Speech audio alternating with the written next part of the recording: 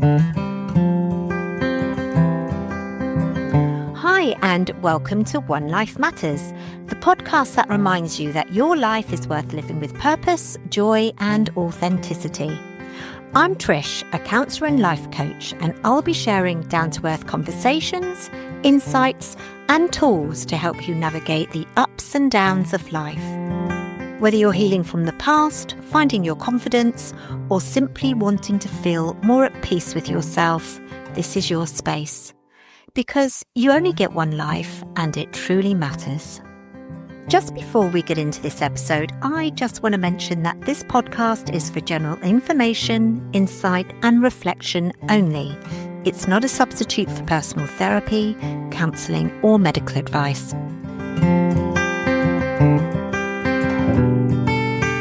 As we hurtle towards the time of year when many of us are starting to set resolutions, this episode invites a more honest and realistic conversation about what it really means to achieve a goal, particularly those fitness goals that seem to be at the top of the hit list for change.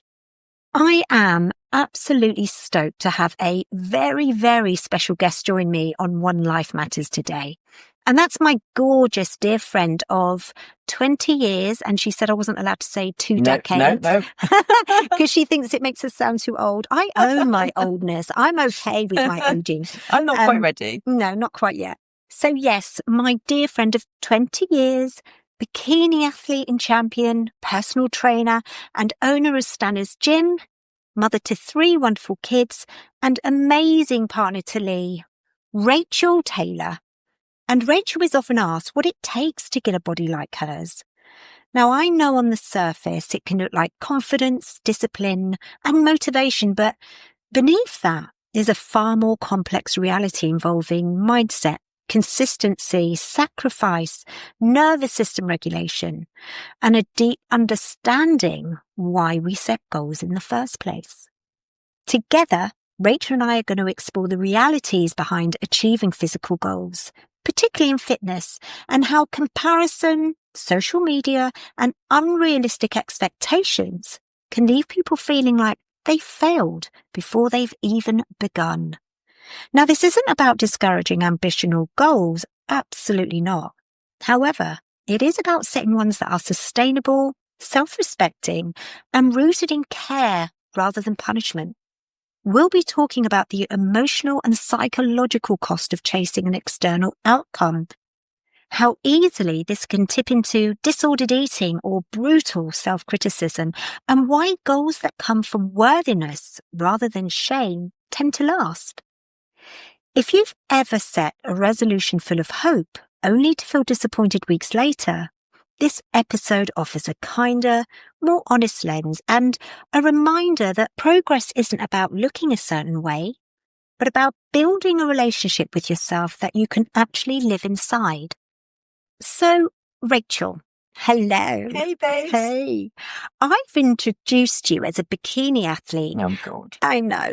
And, well, at least I'm introducing you as a bikini athlete. There's so many more things you can introduce me Well, as. I'm usually I've been telling people for years, oh yeah, my mate, she's a bodybuilder who looks brilliant in a bikini. So yeah, just tell everybody, what is a bikini athlete?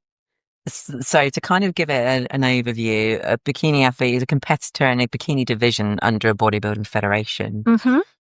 The IFBB, which is the International Federation of Bodybuilding and Fitness, is the main federation that I compete in. There are others, but the IFBB is the biggest, and it's the road to the Olympia, which is the biggest bodybuilding show in the world. Oh, yeah. Yeah, it's a scary one. Yeah. But yeah, me as an athlete, I get judged on my overall physique, my appearance, my balance, my symmetry, in regards to like my proportions of my muscularity on my shoulders, my waist, the development of my glutes and legs. And then obviously I need to have that stage presence, which often comes with having a certain charisma and posing in a certain way. So I've seen you pose so many times in the gym. I've seen you walk around in like those bloody 4-inch heels. Are they only 4 inches? I well, swear, at least they're 10. They're Surely 4.5. And are they glass heels, or am I imagining that? Well, plastic. Am I just thinking of that nightclub? Is it? They look like, they do look like stripper heels. They definitely could get used. Spearmint rhinos. That's old school, Trish. Yeah, I know. I am old school. But yeah, so the heels, the bikini is what sets you off as well. Yeah. And you make all your bikinis, don't I you? They're do just now. incredible. Yeah, I do now because they're so costly, those bikinis. Yeah. They're How really much are they? They're like, well, you can get some around £300, but if you want a decent bikini that's bespoke made to your measurements, you're probably looking at around £400 or £500. So we're not talking about beach bikinis, are we? These are a different kind of, and they're all encrusted, aren't they? And they leave nothing, hardly anything to the imagination. That's very true. Right. Absolutely. Brilliant. So with all that, having that stage presence, it isn't just a few weeks to get there. We're talking lifestyle change. My training, my cardio, my nutrition is all on point, not just for like that 12-week of prep. That's literally day in, day out. Yeah. And I do feel qualified actually to be able to say this as your friend, that I've been alongside you, and you're such a bitch when you're in prep. Oh, I mean, not honestly, nice. I love you, but as like I said, I hate you at the same time. You're just so different. It's difficult. You can't even walk in a straight line when you're literally like a week to 3 weeks away. It feels like it steps up and it just affects every aspect. It's a real mental battle. Yeah. I would say for me personally, the diet is quite hard. Yeah. The training is easy, but it's maintaining the diet outside in your general day-to-day life. It can be quite difficult and challenging, and it's not for everybody. No. It is an extreme dieting phase that I go through, and it's not a real healthy phase, but it's something that I tend to find that I can do. Yeah. So, and I think it would be great to get into the more emotional side of that later. But I also know that you've had the concerns of how it might affect the family and things like that, because you're trying to cope. Yes, it's difficult. Yeah. It's really hard. You find, especially because I've got 3 kids as well. Yeah. I work full time. I've got the business and Lee and family. So it's trying to juggle everything, but still find time for me. Yeah. And my me is my fitness. Yes. That is what kind of grounds me and centers me. So I find as long as I can keep building a better version of me, it makes me then a better working partner, a better business owner, a better mum, a better friend. Brilliant. Gives me those skill sets. Yeah. So that's why it's been so important in my life, and that's why I do it. And I completely forget sometimes that you work full time on top of everything else. Yeah. You work full time. I honestly don't know how you do it. I don't know how I do it. I don't know. It's my circle. It's my circle of people that really, really help. Mentally, it can be really, really challenging.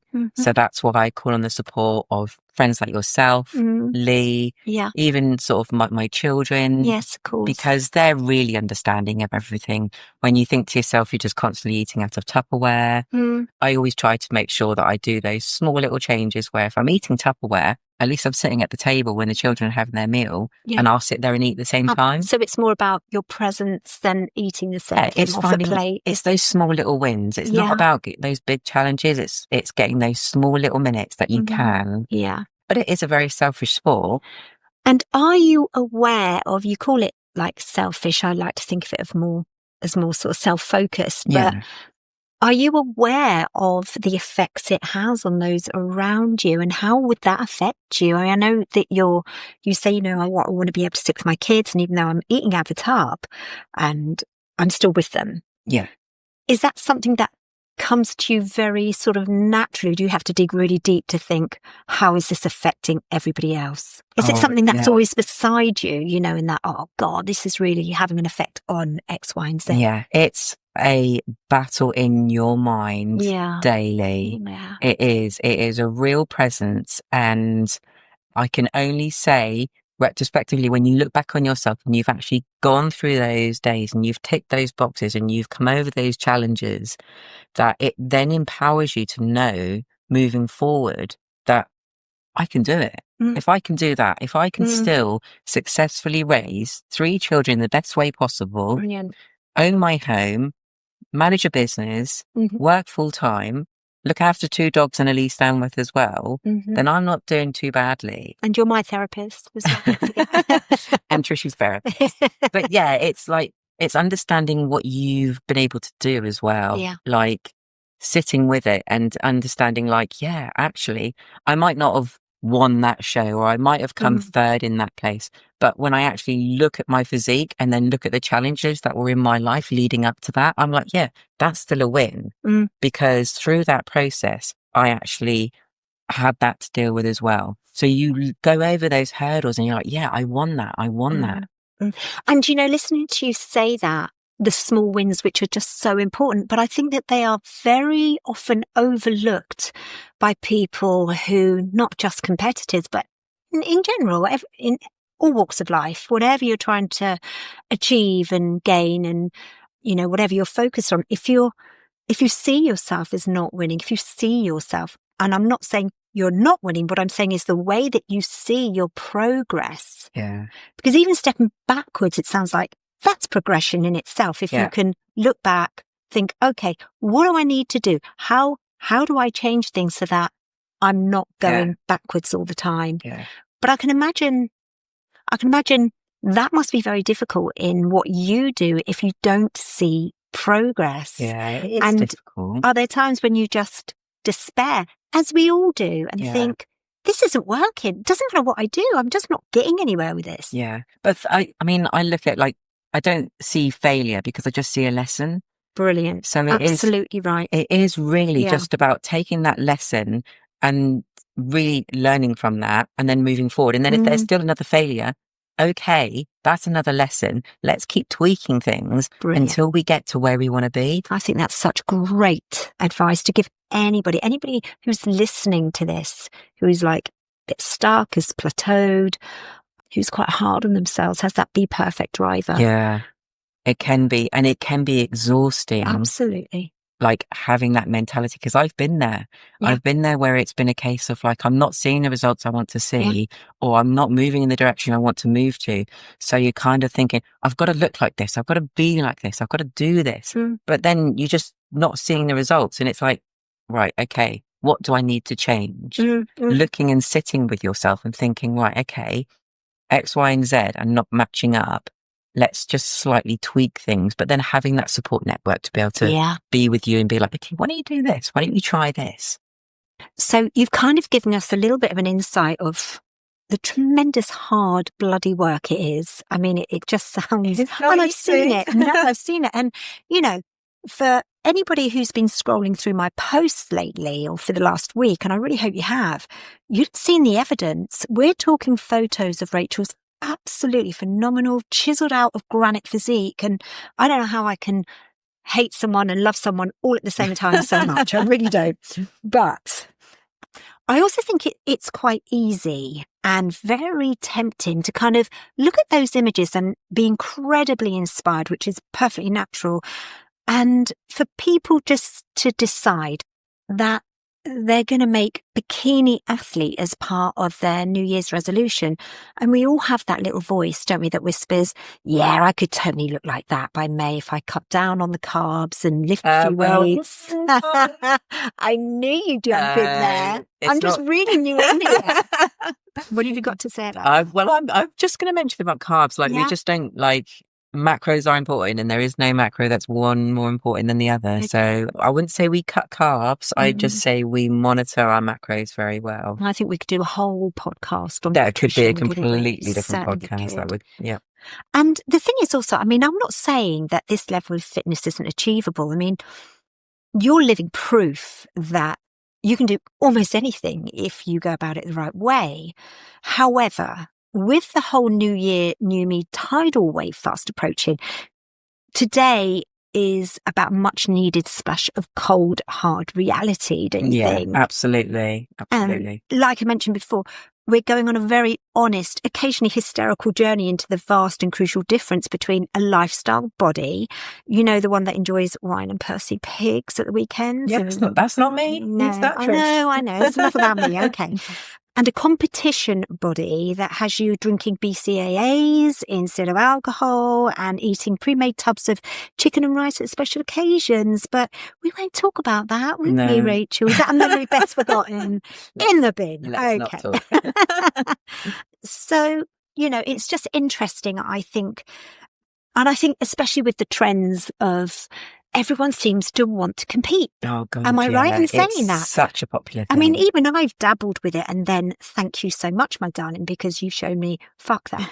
There's just no way I'm doing that. I got to walk in a straight line. I've got to have my head about me when I'm counselling. There was just no way. So that level of complete and utter dedication, I'm going to say the consistency, persistency and repetition, that you have shown year after year. It's the kind of commitment, I think, that most of us will probably never experience in our lifetime, but we set out to at least try or think, yeah, I can do that. So, I've known you, Rach, way before you were collecting trophies and rocking those bikinis in those 10-inch heels. I can't believe they're only 4-inch. Just stripper heels. Let's just call them stripper heels. Stripper heels, that's it. And I know that fitness has always been right up there for you in levels of importance. You've always had a great body. You've always had a body to die for. But what I'm interested in, I'm sure everybody else is, was there a defining moment when you looked in the mirror and thought, you know what? I'm going to take this to the next level. This isn't enough for me. And I'm going to dedicate my life to becoming this ridiculously perfect, shimmering bikini champion goddess that you really have created for yourself. You've chiseled yourself to be that. Because, like I said, I think there's an awful lot of people that have the intention, which is wonderful, and they want to focus, and maybe until mid-February they're doing great, but then the reality sets in when your nervous system is saying, okay, you've had your playtime now, I want to go back to what's familiar. This isn't right for me, and it gets really tough. Am I on the right path here? Can it be like that? Honestly, it is so hard. And it was something that I would never ever thought that I would do in a million years. It's only really because my partner was competing himself many years ago. I remember Lee when he was just a skinny little thing. Yeah. And now he's just a fatty. Well, I don't know. He's more like the Rock of Gibraltar, but let's not, God, dear, oh dear. He really... Yeah, no, I mean, it was a fair few years ago. I can't remember now. I want to say like 15 years ago when he first got on stage. And I'd go and obviously support him at shows. Yeah. I'd see these bikini athletes on stage. And I would honestly think to myself, oh my God, they look phenomenal. Never in a million years would I ever do it. I just couldn't see myself doing it. Right. And that went on for a few years. I'd see these girls in their 20s looking phenomenal. And then there was a little position that happened in my life when I got a cancer scare. Yeah. And that kind of hit me quite hard. Yeah.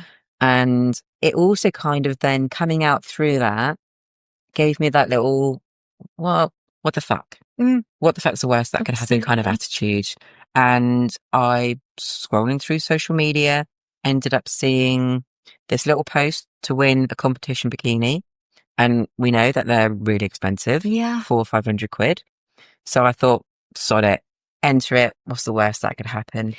Do you feel though, if I could just, interrupt you there, do you feel that without that scare, you would have been so enthusiastic to give it a go?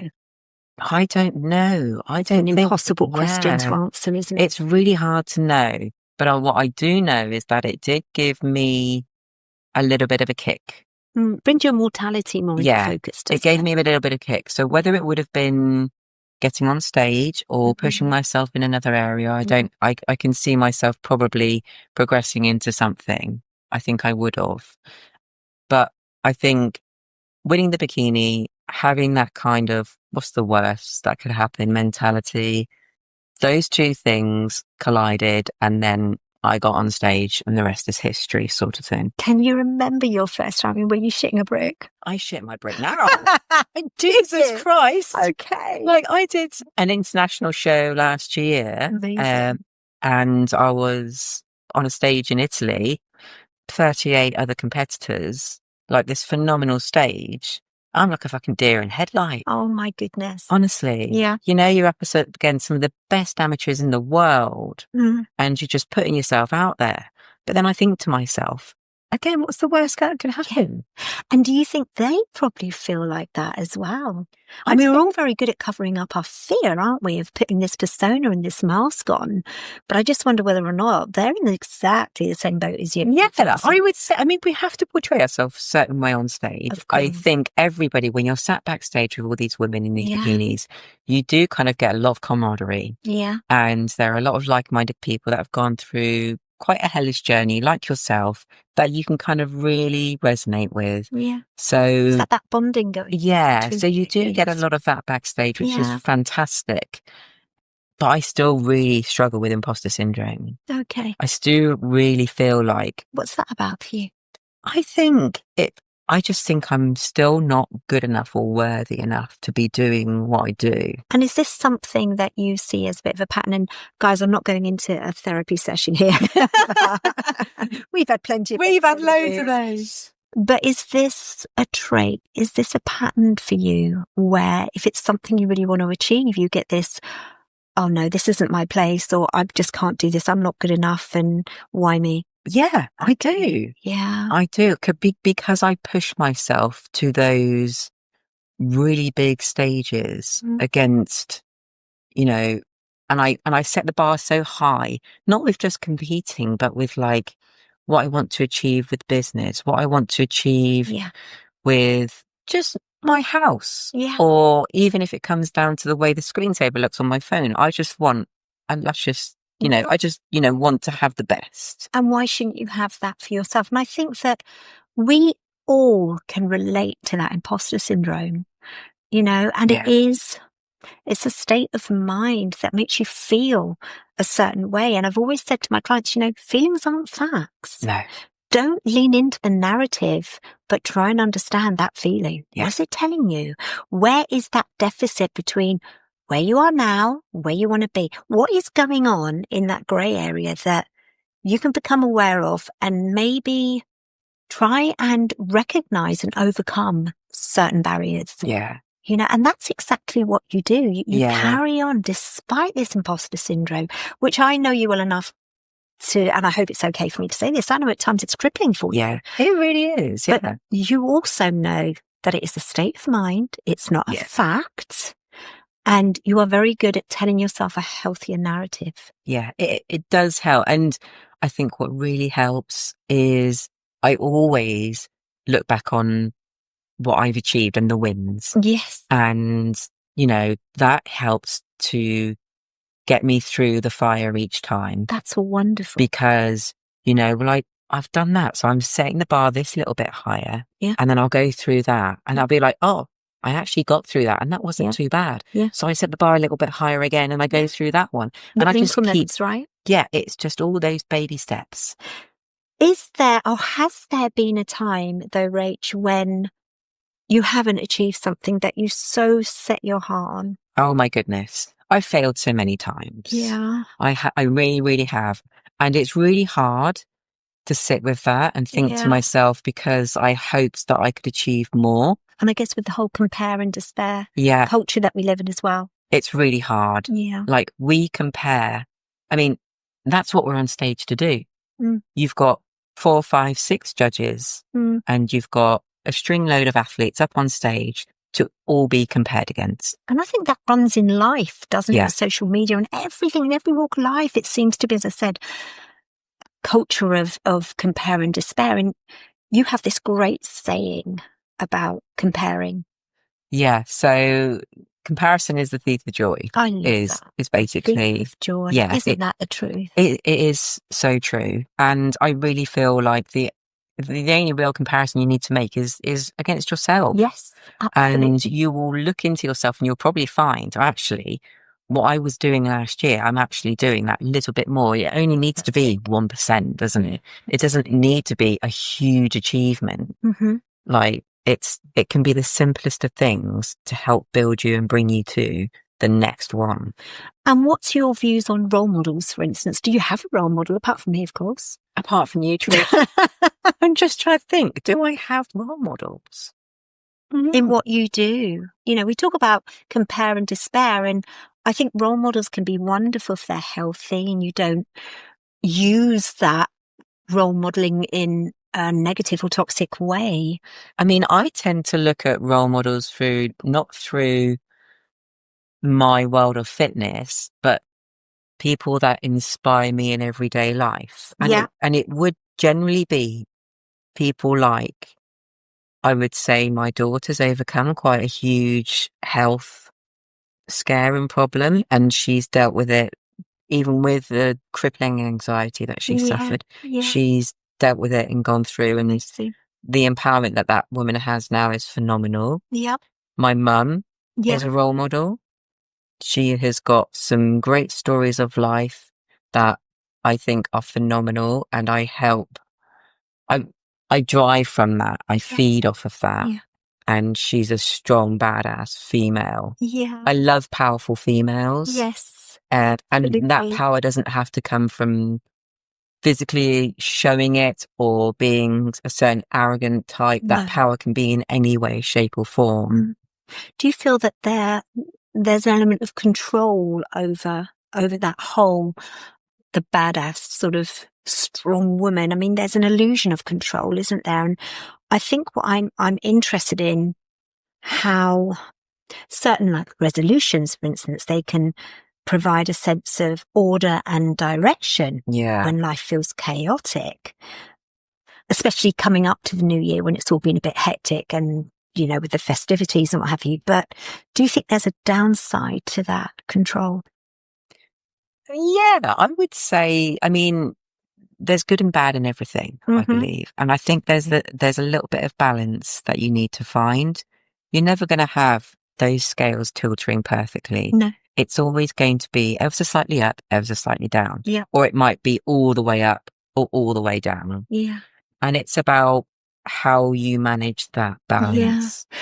I think that perhaps just quite a healthy mindset, a healthy outlook on life, and also knowing where your limitations are. And like you rightly said, that self-respect almost of, don't focus on something you feel that you failed at. Look how far you've come. And that kind of whole self-compassion and kindness and just being gentle with yourself. But I think I'm very familiar with self-punishment, with what I've heard from clients, and even times myself, you know, where I've just pushed myself, because so many of us are conditioned to respond to discomfort by being so harsh with ourselves, and those extreme goals that almost feel, especially after you may have overindulged. And this kind of leads me into the whole eating disorder that I talk about, you know, with this, any extreme goals, there can be that other side that creates really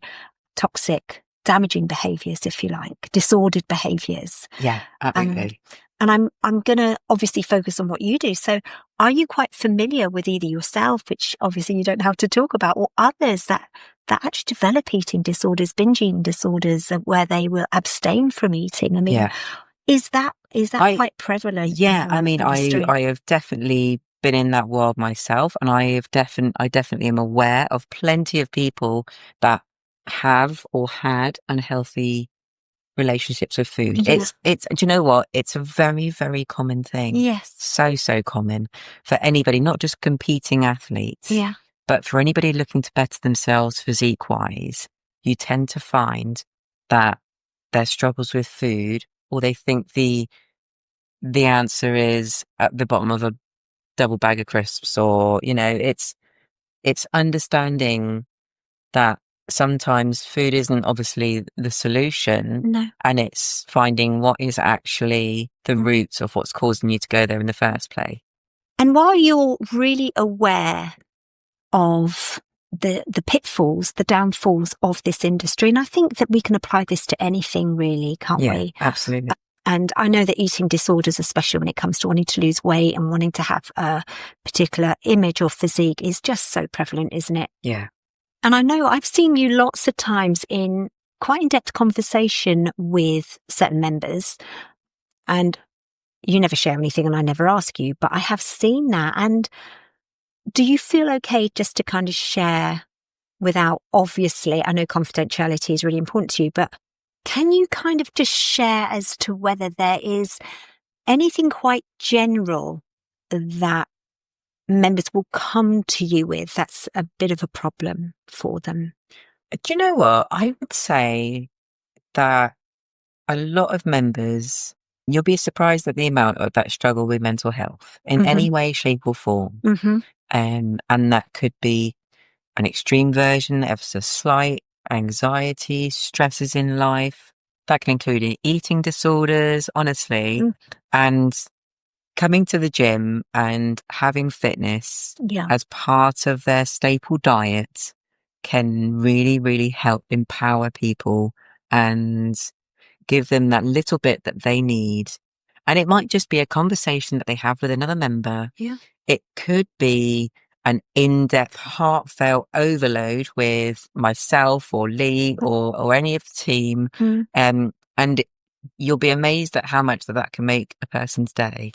You know, I have to say that I haven't ever been to a gym quite like yours, especially for the community, because everybody just gets on. Everyone, it's almost like we're all misfits, but we fit there. Absolutely. Yeah, there is that whole kind of, you're always welcome. There's never any ego battles going on. No. Everybody's so helpful. Everybody takes time to say hello. I mean, it's just a real lovely place. It feels safe. It feels like home. Yeah. It really is wonderful. And I think when we talk about mental health and fitness and everything, I think it is so important to have that safe place to go to where also you're working towards a goal as well. Yeah. So if that goal is to get a little fitter, if that goal is to maybe lose some weight or just feel good about yourself, you know, I'm very much about the whole motion before emotion, because God knows there's been times when I've woken up and I thought, I can't face it today. I can't do this today. We've all been there. Yeah, right. We've all been there. And I pull my backside out of bed and I just get in that and I never regret it. Yeah. But the added thing about Stanners is that everyone's so warm and welcoming. You know, I've never experienced that before. And that I know for my own mental health is so wonderful because you feel part of something. You feel you belong. You feel connected. Yeah. It's almost like you've found your tribe in that aspect of your life. Yeah. And that is so important when it comes to mental health and, you know, physical exercise or wanting to get fitter, is just knowing that you're not on your own. Yeah. Definitely feel like I have a tribe there. Yeah. And it's very much a case of like coming into, I mean, any fitness establishment, it should be a case of you walk in, nobody knows that person's journey. No. Nobody knows what goes on behind closed doors. So any judgment, especially at our gym, any judgment is completely thrown out. Yeah. It's not even visible there at all. And everybody has got their own fitness journey to follow, whether that be a bodybuilding journey or whether that be just, I want to make my ass look as massive as possible, or I want to just lose a few kilos, or I want to go in there because it makes me headstrong to be able to deal with the rest of my day. Yeah. And all of those journeys are just as important. Yeah. There is no one journey that's more important than anybody else's. I quite agree. And like I said, for me, I've never experienced that before. So it was such an added bonus. And I fell in love with the Stairmaster. Who knew? Who knew? Who freaking knew? Your sweaty little face on that Stairmaster. Honestly, it's a love affair that I never expected. So I get really possessive over other people going to be listening to this now and say, God, don't go near the Stairmaster. It's mine. But yeah, it is so, all those aspects, as you said, they're just as important as each other. Yeah. You know, I feel that we could talk about this all day. There's so many things I know that we haven't covered yet, which is really, really sad because we are going to have to wrap up soon.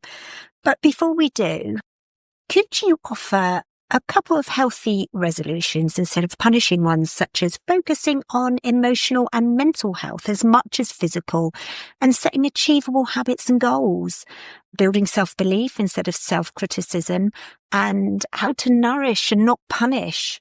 What do you say? Oh, do you know what? It's so easy for us to punish ourselves and we've done it, haven't we? Set those unrealistic, unachievable goals. We're setting ourselves up to fail. And making us so miserable in the process. Yeah. And it becomes quite stressful, the fact that we've not achieved what we set ourselves out to do.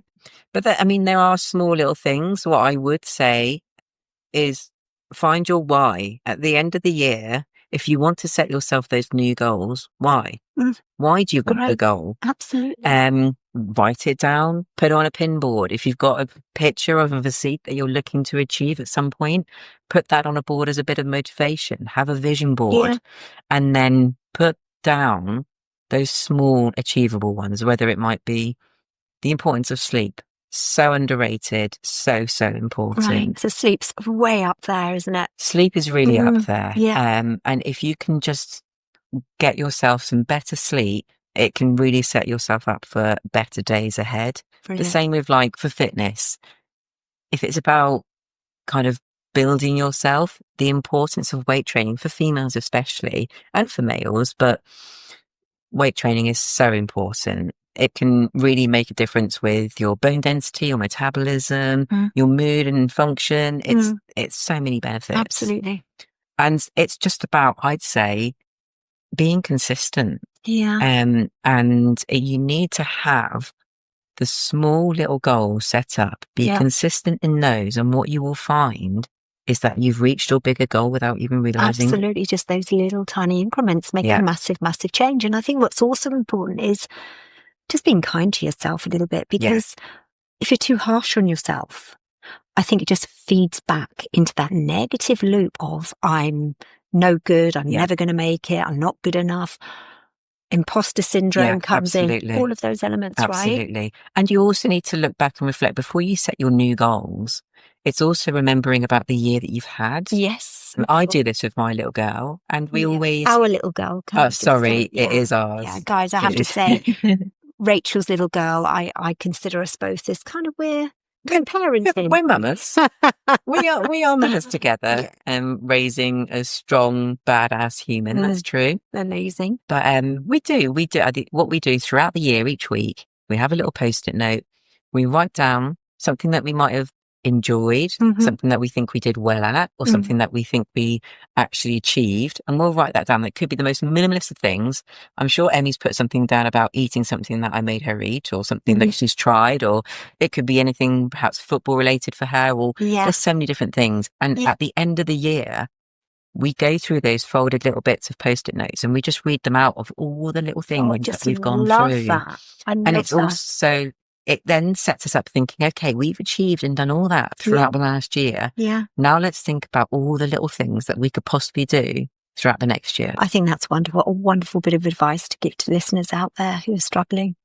I would say it's small. The smaller wins. Exactly Absolutely. that. With consistency, persistency, and repetition, as CPR. Without a doubt. Right. Yeah.